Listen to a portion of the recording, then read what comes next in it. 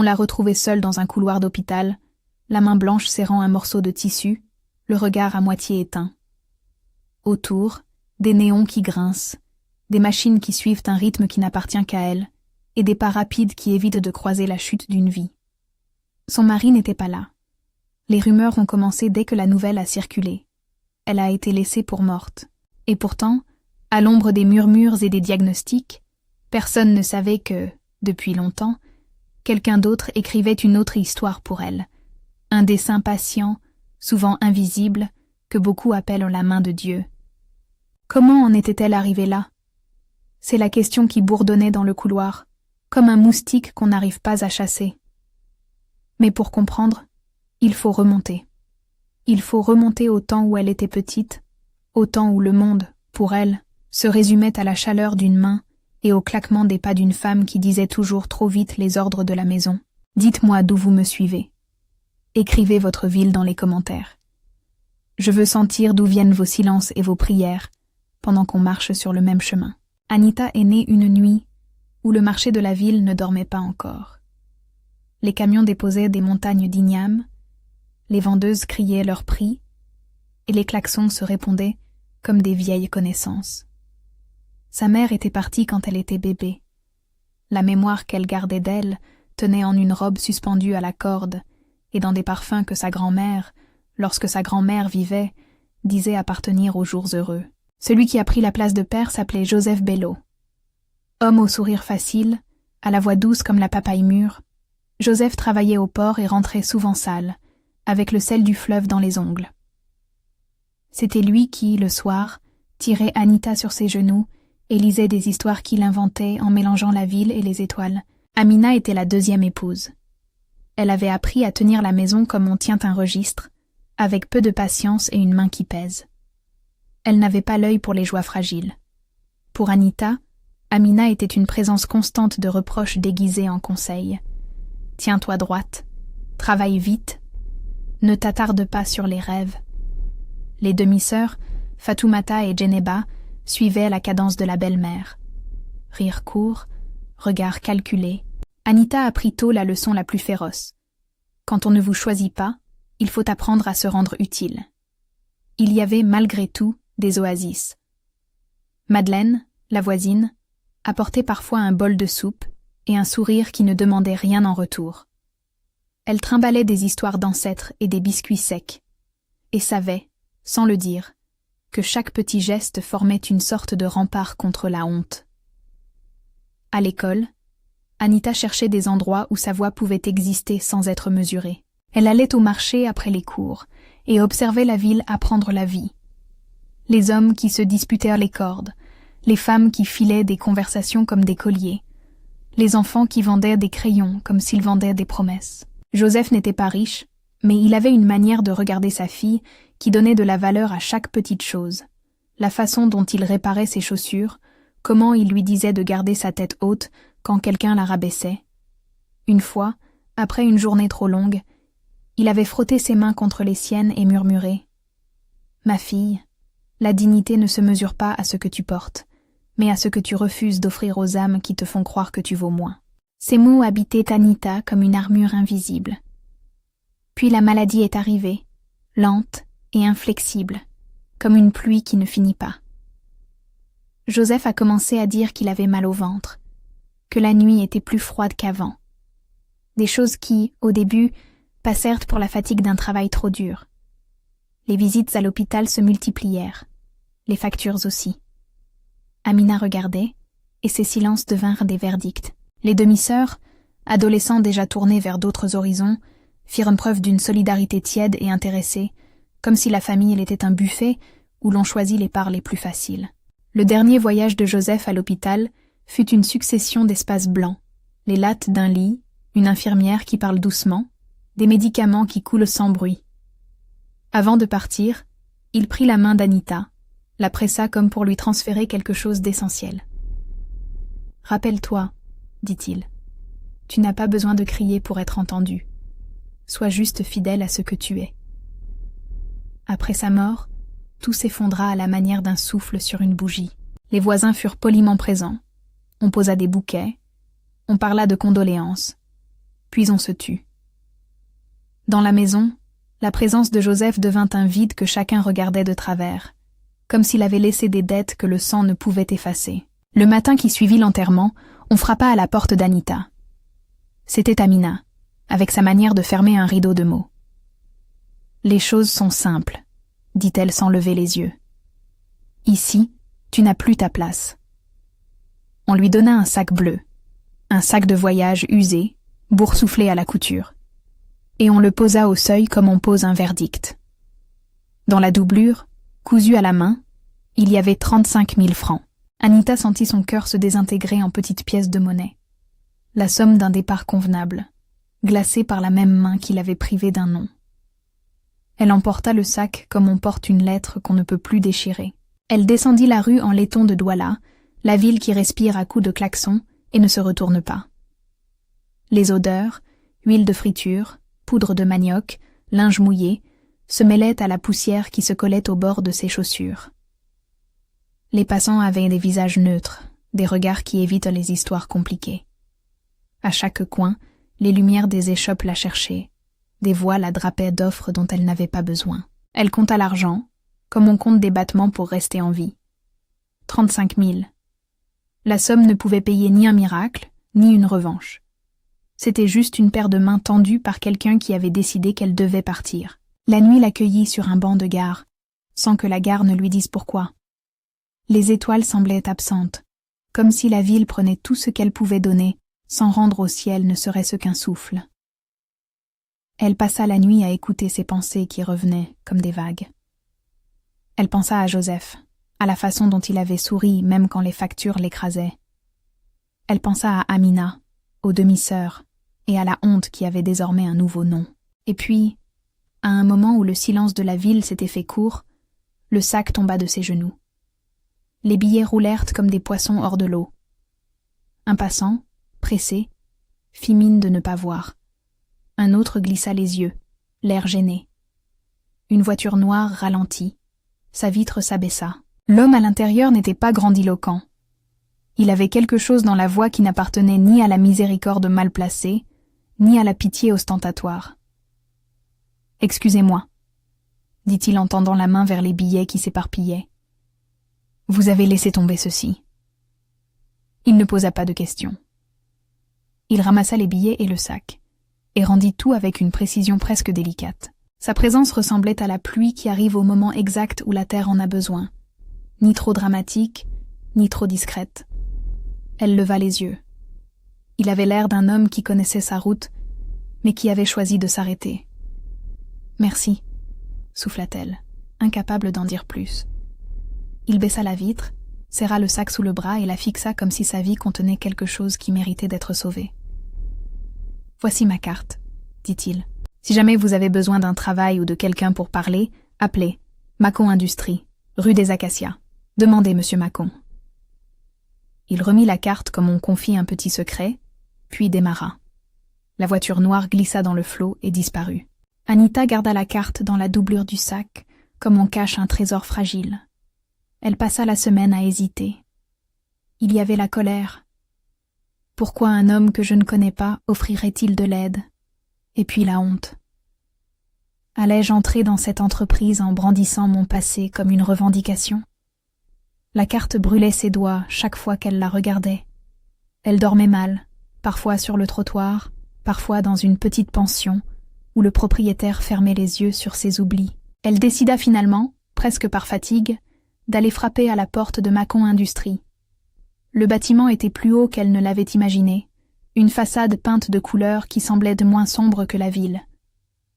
Les ouvriers entrèrent, les hommes au casque qui portaient des plaques, des apparences d'un monde qui sait ce qu'il produit. Elle prit une profonde inspiration. Sa main serra la carte comme une encre. À la réception, une jeune femme leva les yeux, polie, puis haussa légèrement un sourcil quand Anita prononça le nom de son interlocuteur.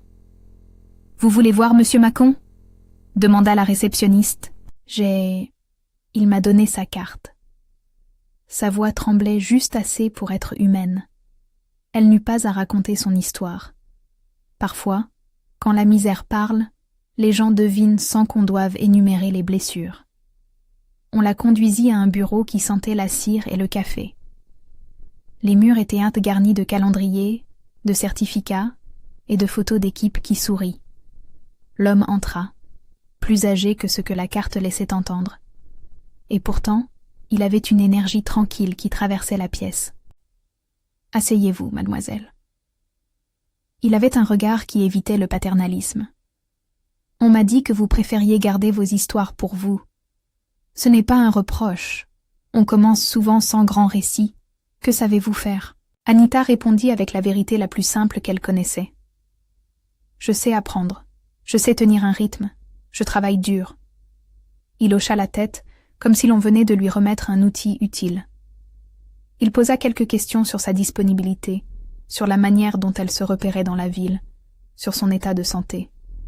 Il y eut un silence, puis « D'accord, venez demain. On commence tôt. » La première matinée chez Macon Industries fut une succession de petits triomphes et de modestes humiliations. Elle apprit à reconnaître le bruit d'une machine régularisée, à comprendre le frisson d'un métal qui se refroidit trop vite. Elle était attentive comme si chaque geste pouvait devenir une preuve que la dignité revient aussi par les mains. Son travail fut noté, puis remarqué. Un contremaître, un homme nommé Kwasi, lui dit un jour « Tu es rapide, Anita. Tu as une bonne tête. » Ces mots, simples, étaient autant de pierres posées sur le chemin d'une reconstruction. Pendant les pauses, elle repensait à la carte dans sa poche, à la voiture noire qui avait ralenti ce jour où le sac était tombé. Elle se surprit à ressentir une gratitude timide, mêlée à la peur de dépendre d'une clémence qui pourrait à tout moment se retourner. Elle mit de côté une petite part de son salaire, épargnant comme on accroche des lampes à la nuit. Elle écrivit, en petits attraits sur son carnet, les projets qu'elle ferait si jamais elle pouvait rendre. Un jour, pensée chétive, elle rêva d'une petite bourse pour les filles de son quartier, quelque chose que Madeleine aurait appelé une chaleur portée. Dans ses rêves, elle ne voulait pas recevoir seulement. Elle voulait apprendre à rendre au centuple la main qui l'avait tirée dehors. La rumeur d'un geste discret circulait à présent dans certains coins. La fille du sac bleu commençait à se tenir droite. Les voisins qui avaient fermé les yeux se trouvaient parfois surpris de l'apercevoir à l'entrée d'un bus avec un uniforme propre ou à la porte d'une classe du soir où elle allait apprendre des chiffres et des mots qui manquaient à son vocabulaire. Madeleine apportait toujours des biscuits et un sourire, et à chaque fois le sourire semblait peser un peu plus d'espoir. Pourtant, tout progrès porte en lui une discordance. On ne guérit jamais totalement des blessures qu'on a reçues. La mémoire de l'abandon restait résiduelle, comme une tache de soleil sur un mur blanc que l'on n'ose pas recouvrir de peur d'effacer aussi de bonnes traces. Et puis il y eut cette nuit où la douleur la prit au corps, une douleur sourde et inattendue qui la fit chanceler. Elle refusa d'en parler au début. Qui parlerait ? Mais ce fut la main d'une collègue qui la conduisit aux urgences. Et c'est là, dans le ventre clignotant de l'hôpital, que la scène du début reprit son contour. Un temps suspendu, la plainte de machine qui raconte plus que les humains. Son mari, celui à qui elle avait offert son cœur, peu à peu, comme on offre une fleur à quelqu'un qui apprend à la soigner, n'était pas là. Il avait disparu dans la manière d'un homme qui fuit le regard quand la peur arrive. Certains diront qu'il était parti parce qu'il craignait le coup, d'autres que la peur l'a rendu petit. Les mots qui circulèrent furent durs. Il l'a laissé. La presse du quartier, les commérages du marché, tout prit une teinte de condamnation. Mais les choses ne sont jamais aussi simples. Dans le couloir de l'hôpital, des mains inconnues se tendirent.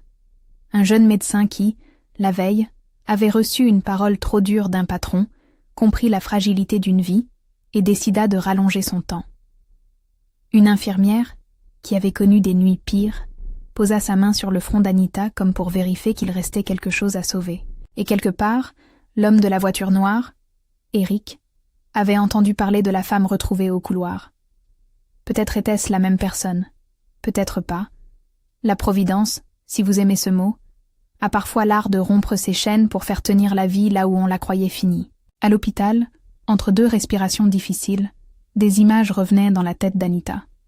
Joseph qui lui dit de garder la tête haute, Madeleine qui tapotait sa main, et la carte froissée de Macon Industries qui reposait maintenant dans un tiroir de la chambre d'hôpital. apporté comme un petit soleil. Là, au ras du cœur, elle sentit la double présence du passé et du présent, le fil ténu qui reliait la petite fille aux chaussures raccommodées et la femme dont le nom commençait à se prononcer avec respect. La première partie de son voyage n'était pas terminée. Les blessures restaient ouvertes, et la décision à prendre n'était pas celle d'un seul instant. Pardonner, chercher justice, se réconcilier, ou partir. Les voix autour d'elle parlaient. Certaines conseillaient la colère, d'autres la fuite, et pendant ce temps, quelque chose d'autre se préparait, fait de gestes discrets, d'économies mises de côté, d'un plan à la fois simple et obstiné. Reconstruire par le travail, rendre par la main, tenir la dignité coûte que coûte. Ce soir-là, alors que les néons de l'hôpital jetèrent leur lumière froide, Anita pensa à Joseph. Elle essaya de se rappeler la façon dont il souriait en lui parlant de l'avenir, sans savoir qu'il parlait peut-être aussi de ses propres adieux. Elle pensa à la carte de l'homme à la voiture noire, puis à la première journée à Mâcon Industries, où elle avait appris que le travail pouvait remettre en forme un cœur brisé. Et elle comprit, dans un soupir contenu, que la suite demanderait davantage qu'un seul acte de bravoure. Elle exigerait patience, petite victoire, et la capacité à reconnaître ceux qui tendent une main sans fanfare. La ville bruissait dehors, la nuit n'avait pas d'avis à donner. À l'intérieur, des machines continuaient leur chant méticuleux. À l'extérieur, dans la rue, une voiture noire reprenait son chemin. Une femme rentrait chez elle avec la tête basse. Une autre allumait une lampe pour lire un livre emprunté. La main d'Anita se desserra un peu. Sa respiration trouva un rythme. Quelque chose, imperceptible pour beaucoup, mais décisif pour elle, venait de se tisser. La conviction que la vie n'était pas finie, que le fil se poursuivrait, et que des personnes, parfois étrangères, parfois familières, écriraient des lignes qui la porteraient vers l'autre rive. Elle ignorait encore comment elle raconterait tout cela plus tard, comment elle expliquerait l'absence de celui qui aurait dû rester. Mais une chose restait claire. On ne la trouverait pas seulement dans la douleur, on la trouverait aussi dans ce qu'elle construirait après. Elle sentait au fond qu'il y avait des rendez-vous qu'on ne peut pas manquer. Le matin suivant, lorsque la porte de Mâcon Industries s'ouvrirait de nouveau, et que le bruissement des machines y ferait écho à celui de l'hôpital, il faudrait choisir une fois de plus entre l'abandon et la persévérance. Et c'est à la porte de cette usine, avec le cœur qui bat comme un petit tambour à l'aube, que son pas hésitera, non pas par faiblesse, mais parce que le chemin est toujours une série de départs et d'arrêts. Le moment était venu de pousser la porte, d'affronter ce que le monde lui renverrait, et de voir si la petite flamme tenue par Joseph, puis entretenue par Madeleine et par la carte d'un inconnu, suffirait à éclairer la route. Elle poussa la porte de l'usine, comme on pousse un jour nouveau, après une nuit trop longue, avec précaution, le cœur un peu noué, et une sorte de curiosité trempée dans la peur. Les bruits à l'intérieur n'étaient pas différents de ceux qu'elle avait déjà entendus. La respiration lente des machines, le froissement des vêtements d'ouvriers, les voix qui s'accordent sans se regarder, mais tout paraissait plus accueillant parce qu'elle n'y arrivait plus seule. Chaque geste fut, au début, un défi. Tenir une pièce, aligner deux éléments, écouter un contremaître sans s'offusquer d'une remarque sèche. Mais la vérité était simple et immuable pour elle. Travailler calmement, apprendre vite, ne pas laisser la honte décider des pas suivants. Les mois passèrent comme des saisons compressées. Elle devint la fille qui savait réparer une étagère, lire un plan, comprendre la logique d'une machine qui semblait d'abord impénétrable. Ses mains, longtemps habituées aux petites tâches ménagères, apprirent la précision. Serrer une vis, mesurer une pièce, noter une anomalie et prévenir. Les collègues l'observaient. Certains, comme Kwasi, la taquinaient gentiment. D'autres lui proposèrent des astuces pour éviter des erreurs. Un matin, alors qu'un contremaître cherchait une personne fiable pour superviser une petite équipe, il posa sur elle le regard qui change tout. « Tu veux relever ce chantier ?» demanda-t-il comme si c'était un défi anodin. Anita sentit l'étau de la peur et la chaleur du désir se mélanger. Elle accepta. Les petites victoires s'alignèrent. Économie régulière, une reconnaissance silencieuse au sein de l'équipe, une confiance qui grandissait pas à pas. Elle commença à mettre de côté pour une chose qu'elle n'osait pas encore appeler un projet, une bourse pour des filles du quartier, une manière discrète de rendre ce qu'elle avait reçu sans le crier sur les toits. La rencontre avec Eric fut longue à se dérouler. Au début, il était simplement l'homme en costume qui passait parfois à l'usine, intéressé par les chiffres et les plans. Il avait ce regard qui voulait comprendre avant de juger, une façon de parler qui laissait de l'espace aux réponses. Ils échangèrent d'abord sur des choses triviales, l'organisation des équipes, l'optimisation d'un poste de travail, puis, peu à peu, sur des souvenirs plus personnels. Eric avait une patience naturelle et une capacité à écouter qui faisait tomber les murailles qu'Anita portait encore comme des habits trop serrés. Il n'y eut ni coup de foudre théâtral, ni déclaration grandiloquente. Leur amour grandit dans la banalité des cafés partagés, dans la manière dont il la regardait quand elle expliquait un problème technique, dans ses petites attentions. Une tasse de thé quand la nuit de garde était longue, un mot laissé sur une table. Ils se marièrent parce que leur quotidien avait trouvé un rythme commun, non parce qu'un besoin de sauvetage l'avait imposé. Le mariage resta simple, intime, avec Madeleine à ses côtés, souriante et fière comme une tante aimante. Quand Joséphine naquit, petite lumière aux yeux curieux, il y eut une sorte d'apaisement que rien, jusqu'alors, n'avait permis. La maison devint un endroit où l'on déposait ses outils et où l'on racontait des chansons inventées pour calmer les nuits courtes d'un bébé. Mais la vie n'efface pas d'un trait les blessures anciennes. Les ragots ne cessaient pas complètement. Et Amina, de loin, continuait d'exister comme une présence distanciée, parfois curieuse, parfois hostile, parfois retenue par l'inertie d'une douleur qui n'avait jamais été posée. Fatoumata et Djeneba, maintenant plus vieilles, réapparurent aussi, leurs voix mêlées d'un mélange d'envie et de gêne. Elles vinrent d'abord timidement, comme si elles calculaient la mesure de ce qu'elles pouvaient demander. Anita les écouta. Elle ne chercha pas la revanche. Elle posa une règle simple et ferme. Aide contre effort, reconstruction contre dignité. Le premier projet concret d'Anita fut modeste. Elle trouva un petit local près du marché et y invita 3 jeunes filles, qui, comme elle autrefois, avaient des besoins d'un peu de temps et d'un salaire honnête. Elle leur apprit à manier les outils, à lire une feuille de route, à se présenter aux autres avec assurance. La bourse prit la forme d'un prêt à l'apprentissage. On donnait du temps de formation, une première paie garantie et la possibilité de se tenir debout. Madeleine venait parfois, emballait des rations et souriait comme si chaque biscuit était une bénédiction. Un soir où elle rentrait tard avec Joséphine, qui réclamait une chanson, Anita trouva la maison silencieuse autrement que d'habitude. Eric était absent, mais ce n'était pas une absence lourde encore. Il rentra au petit matin, fatigué, parlant de dossiers qu'il devait rattraper. Elle voulut croire à l'usure normale du travail. Dans son cœur, pourtant, la vieille question revenait comme une marée. Et si la peur le rongeait comme elle l'avait rongé autrefois? Elle taisit la pensée parce qu'elle savait que la peur, quand on la nourrit, devient prophétie. La vie s'écoula ainsi, faite de belles choses et d'inquiétudes. Jusqu'au jour où un incident, banal pour certains, prit la forme d'un ouragan. Une dispute éclata entre eux, pas au point de la rupture totale, mais assez pour creuser un fossé. Des mots blessants, un silence hâtif, une accusation née de la fatigue. Eric partit en claquant la porte. Il s'en alla comme certains hommes s'en vont quand ils ne savent pas tenir la douleur, en prenant la fuite. Les jours suivants furent rudes. Il revint, puis partit encore.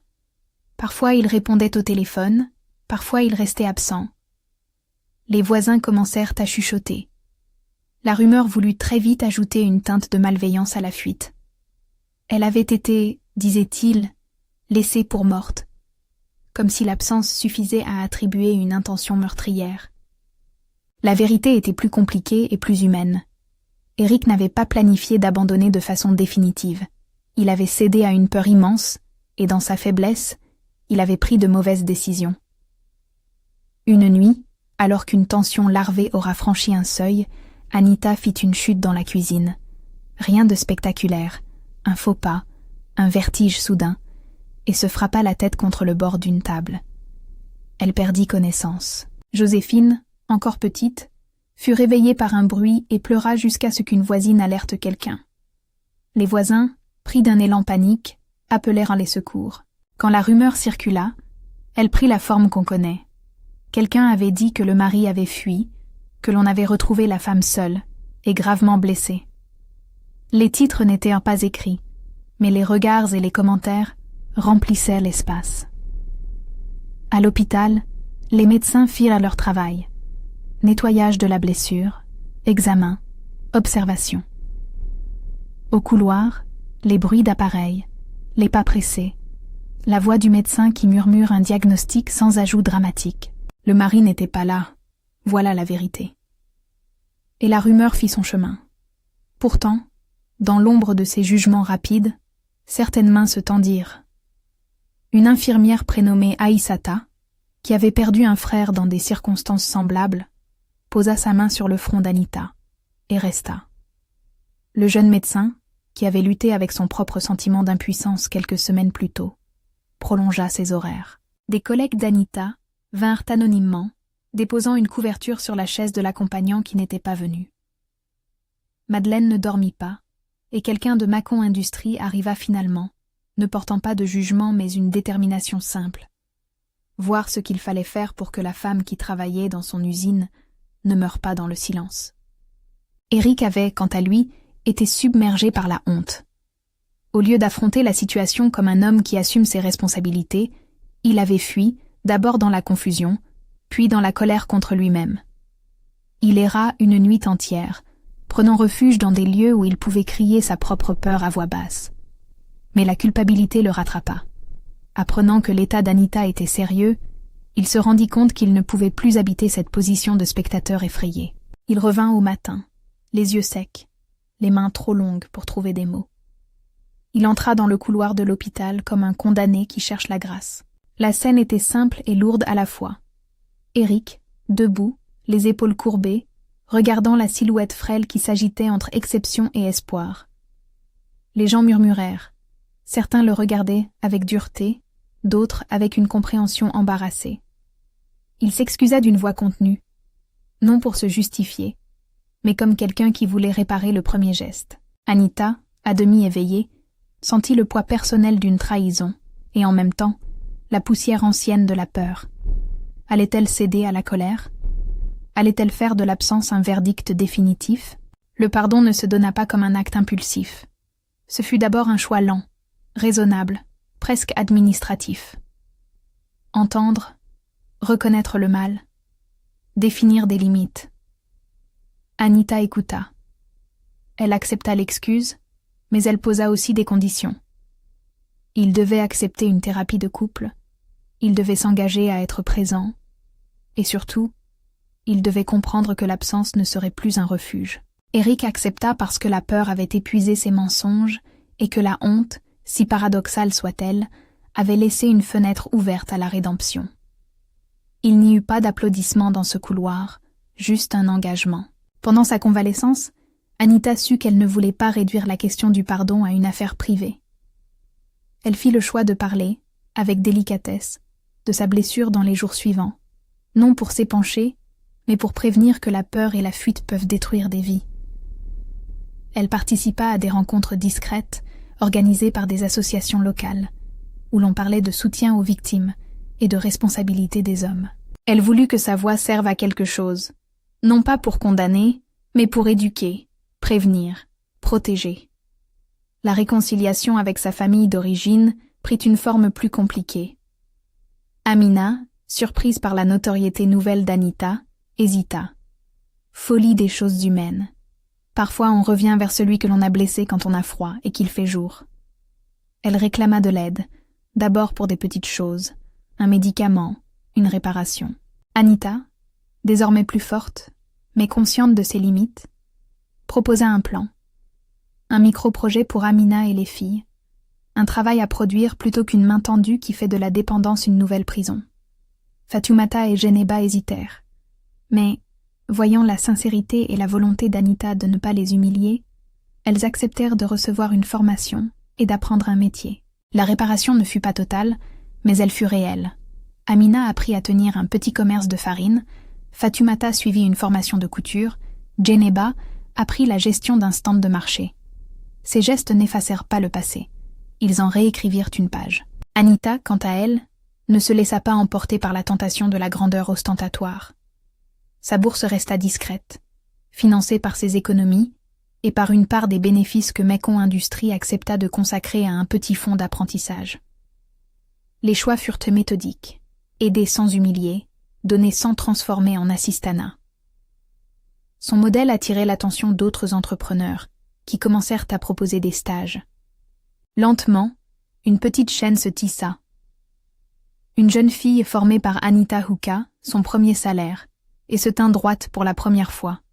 Non parce que quelqu'un l'avait sauvée, mais parce qu'on lui avait appris à tenir son travail avec compétence. Les années qui suivirent ne furent jamais un roman sans heurts. Il y eut des temps de sécheresse, des moments où l'usure du quotidien fit vaciller Eric, des crises de couple normales dans une vie qui prend beaucoup. Mais la règle qu'ils avaient instaurée, présence, écoute, responsabilité, tint. Joséphine grandit en regardant une mère qui travaillait et qui, pourtant, avait soif de justice pour les autres.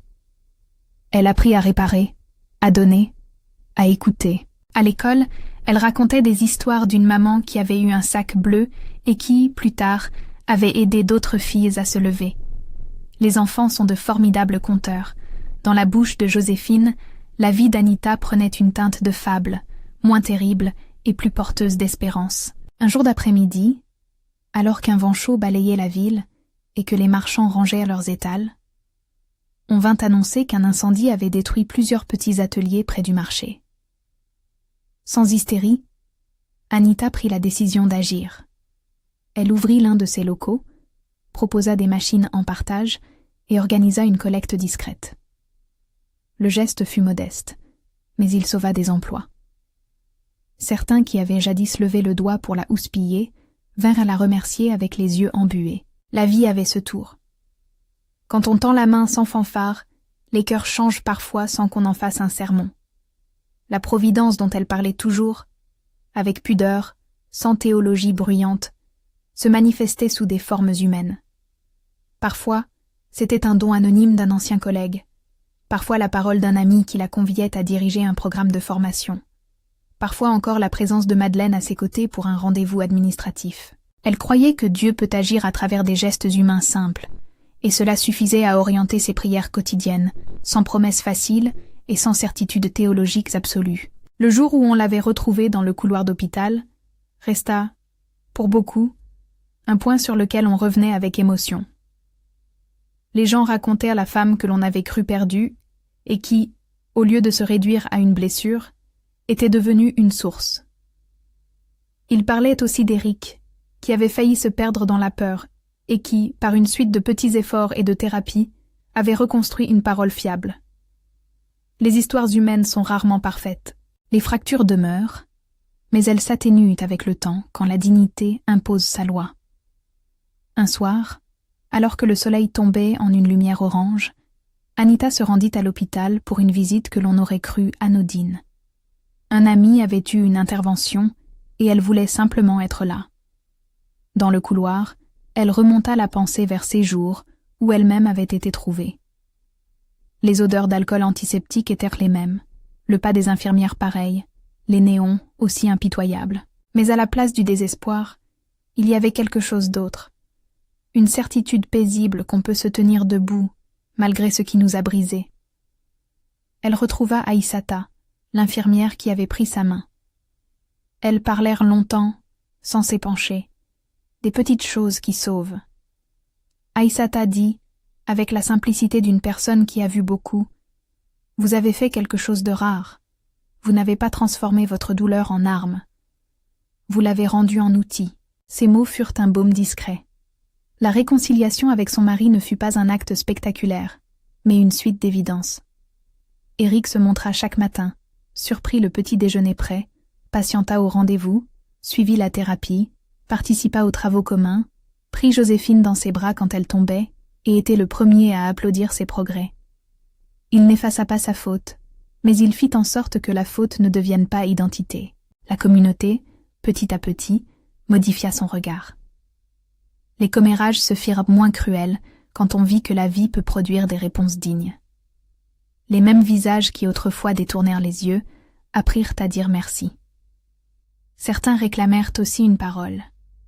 Comment tenir quand tout semble perdre sens? Anita parlait alors de travail, de justice, mais surtout de la nécessité d'être fidèle à sa dignité.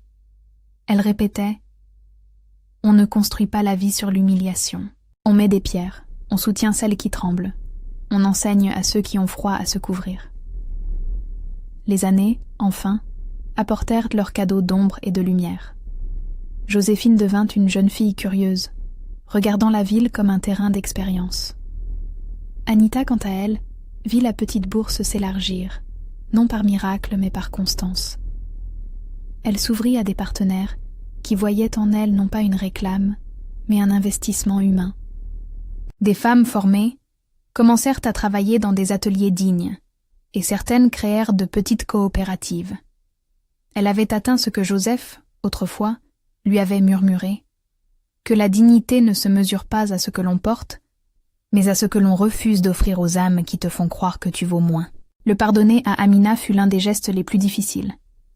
Il ne fut pas immédiat, ni totalement pardonné dans le cœur d'Anita, mais il permit de fermer une boucle qui, sinon, aurait poursuivi sa morsure.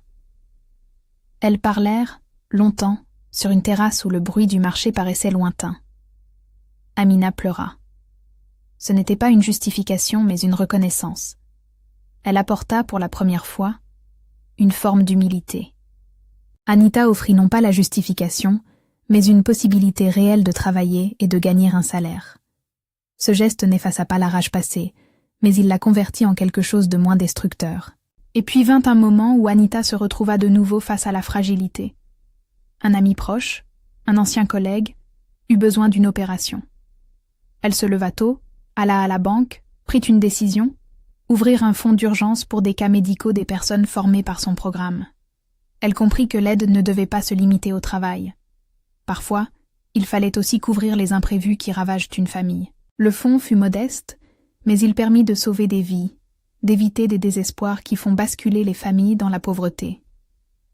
Les gestes discrets dont parlait la Providence continuèrent à se manifester. Un don anonyme vint financer un atelier de couture. Un ingénieur, touché par l'histoire, monta un programme de mentorat pour les jeunes femmes.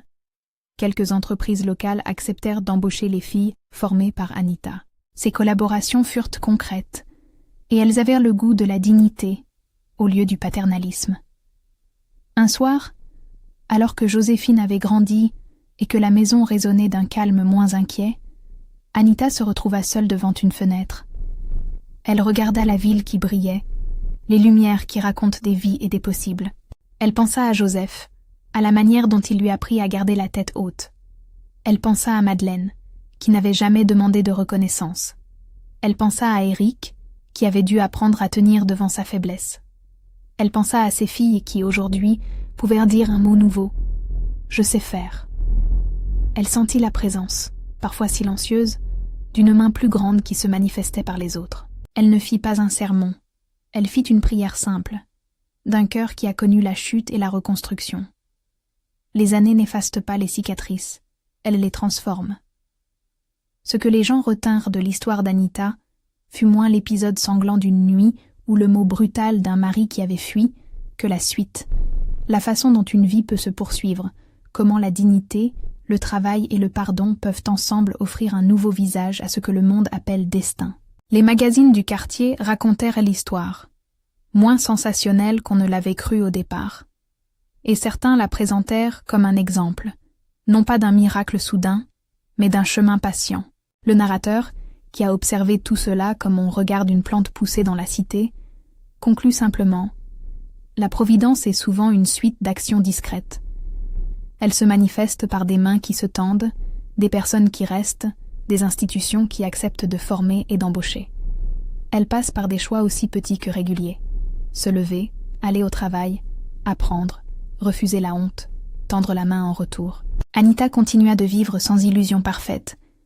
Elle sut que la vie offrirait encore des combats, des peines, des joies imprévues. Elle sut aussi que la dignité qu'elle avait retrouvée était un bien fragile, à entretenir chaque jour. Elle enseigna cette leçon à Joséphine, non par discours mais par le geste. Se lever tôt, être présente, aider quand on a reçu. Si vous avez été touché par cette histoire, si la vie d'Anita vous rappelle quelqu'un que vous connaissez ou quelque chose que vous portez, abonnez-vous et partagez cette vidéo pour qu'elle atteigne quelqu'un qui a besoin d'entendre que la dignité se reconstruit et que parfois Dieu écrit des histoires à travers des vies humaines.